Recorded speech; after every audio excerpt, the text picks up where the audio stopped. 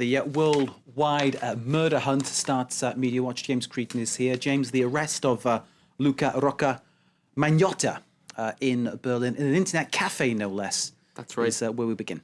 That's right. It was on Twitter in Paris this afternoon. It was the third or fourth most discussed topic because Parisians were a little bit concerned that he was in their back garden over the last number of days. It appears, and we have a map here, a Google map, which was on the Huffington Post website, identifying the various parts of Paris city centre. If anyone's familiar with the Paris map, they'll see it's a kind of a circle. And up here in Batignolles in the northwest, he was spotted there, apparently staying in some sort of a residence or hostel. That's Gare du Nord, in the northern station, where he was also spotted.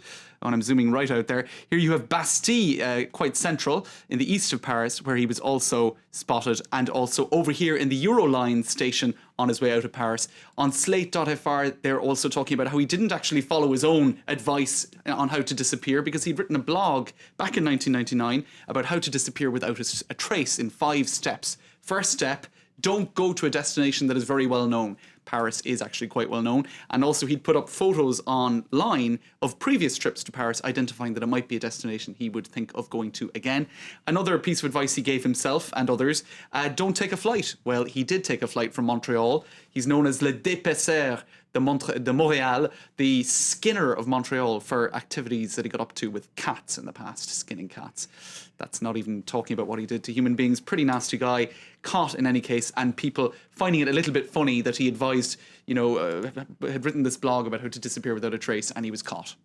Okay. In Berlin. Still innocent, still allegations, but of course he is the only suspect in this murder and dismemberment of a poor victim whose body parts were sent to politicians in Canada. The case, as they say, continues. What's next, James? All right, well, François Hollande to something much more normal, as he likes to identify himself, le président normal, the normal guy, the normal Joe Soap, the regular bloke. Here's his photo, the official photo that will be hanging on the walls of town halls around France if you're getting married or whatever, any official ceremony. There's always a photo of the president, and this is the one of François Hollande. Now, people are pointing out that if you compare it to past photos, which I'm going to try to show you now, well, that's actually the making of. The making of.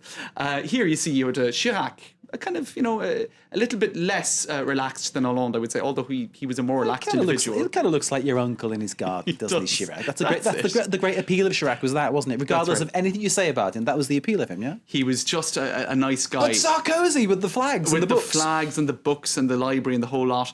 He's saying, I'm serious, look much at me. More formal. You had Mitterrand also in the library. Yeah. Now, what some analysts have pointed out is note that every second president, you've got the library, and the garden, because Hollande, if we remember, came Chirac. So there is always this attempt to break with the image of the guy who was just before you. Sure. You're right? So also pointing out that it's done in an almost, what would you say, Polaroid style. I mean, it looks to me like Hollande goes to the same tailor as Sarkozy. It's the same sort of dress sense, isn't it, really? Same, that hasn't changed, I think. But certainly an attempt to make it look normal. So also people making fun of it, saying if he wants to be so normal, is this what he wants to look like? Kind of on front of the barbecue. That's Sarkozy in the background there running off.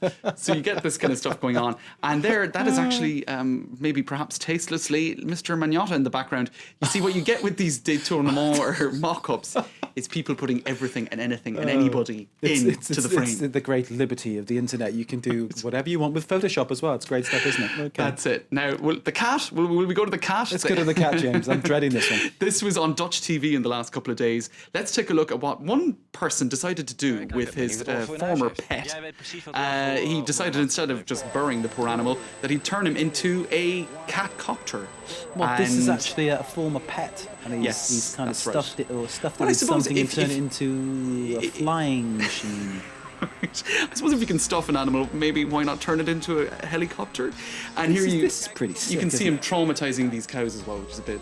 Well, it's sick to traumatize the cows, but to do that to the cat is a bit weird. I think it's just strange. It's very strange. And what I thought was most strange as well was the interview he gave earlier. Now I don't understand Dutch, but you can get from the whole tone of it that he didn't really think there was anything that strange about it. He was just giving a very straight down the line interview. What does that say about Dutch people? I don't know, but I do want to show you very quickly what they've done here in the whole détournement. They've put the cat copter that is funny. into the François Hollande That is picture. funny. Okay, that is funny. I'll give you that. But what a sick thing to do with a cat. It's unfair. Absolutely unfair. Leave him rest in peace. James, good to have you back. All right. Thanks, Mark. If he didn't exist, they'd have to invent him, as they say. James Cretan with Media Watch. Stay with us, more news to come.